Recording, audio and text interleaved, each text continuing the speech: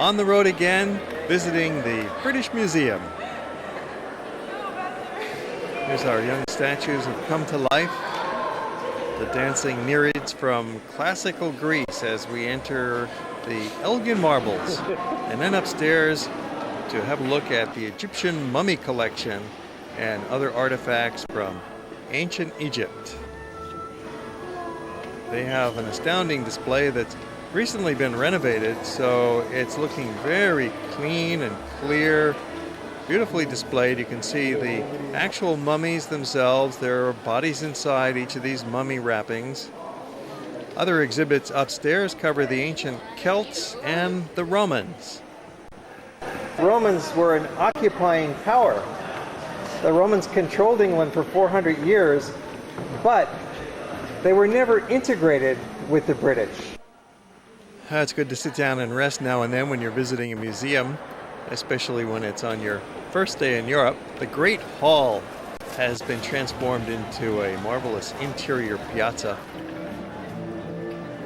Then we walked right down Charing Cross Road into the heart of central London to Covent Garden, a place where Eliza Doolittle was selling her flowers back in the days of My Fair Lady. It used to be a central vegetable market, and now it's just a place for crazy fun.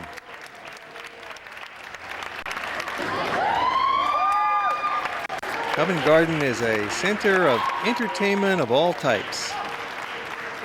There's always these buskers, the street performers, putting on a show for you every day, all day long at Covent Garden. Sometimes there are musicians, comedians, jugglers, shops galore, and some very fine restaurants in the neighborhood, one of which is Brown's. Makes a good place for our first dinner. And everybody digs into some good old American food, some steak, some hamburgers, and well, there's some beef pie, vegetarian foods, fish. Brown's has a very complete menu.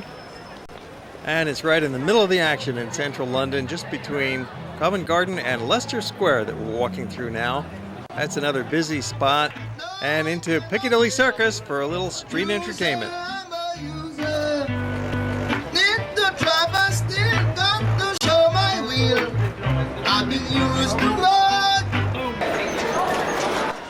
We like to get around using some local transportation now and then. Riding the London Tube is a great way to go, especially if you're avoiding rush hour, as we are.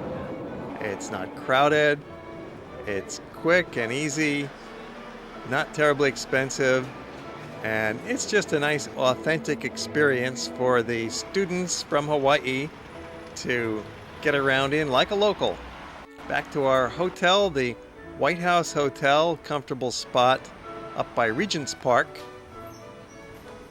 Home after a busy, long first day on the tour.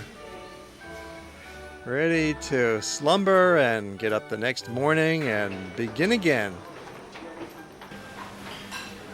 Nice buffet breakfast here. Anything you want with eggs and bacon and beans and tomatoes and all sorts of cereals and breads and coffees and juices and milks, you name it. A super way to start the day as we head out on another cultural adventure.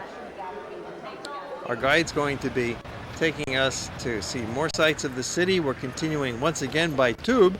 We're becoming an expert in getting around with this local subway system. You hang on to your ticket. You need that ticket to get out at the station where you're exiting. You can usually get from one spot to another within 10 or 15 minutes in London. Otherwise, you just walk. It's a great city for walking, and that's what we'll be doing a lot of today. Going to visit a couple of museums and some of the interesting neighborhoods in central London. Riding up these long escalators to get out of the tube at Piccadilly Circus.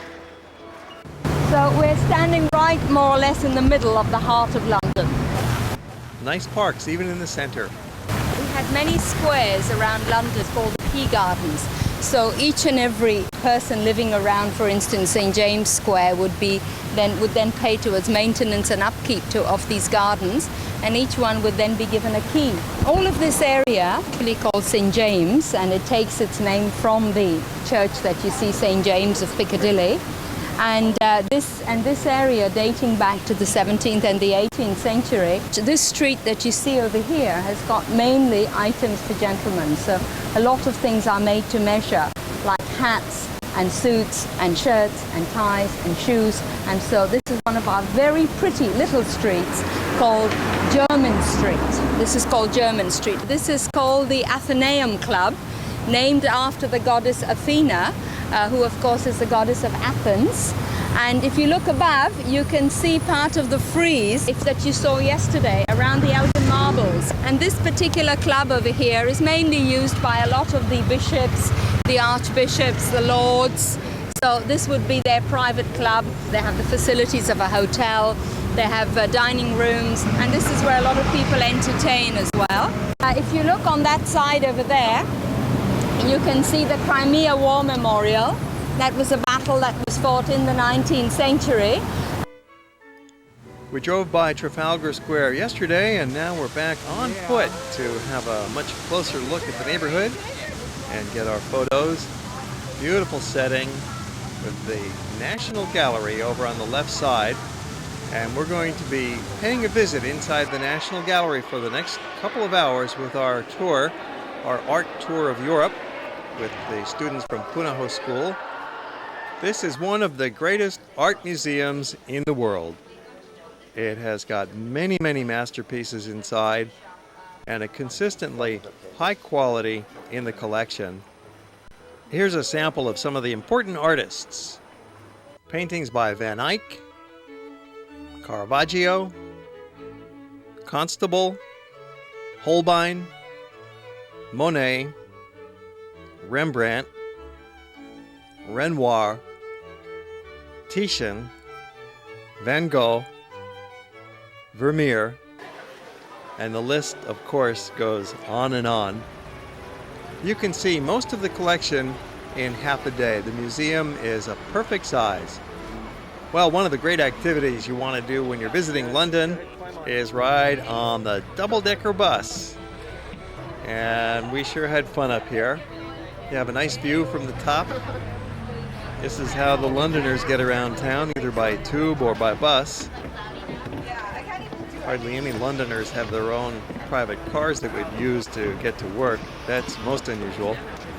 Public transport is the way to go in a big city like London. And walking, crossing from St. Paul's over the Millennium Bridge.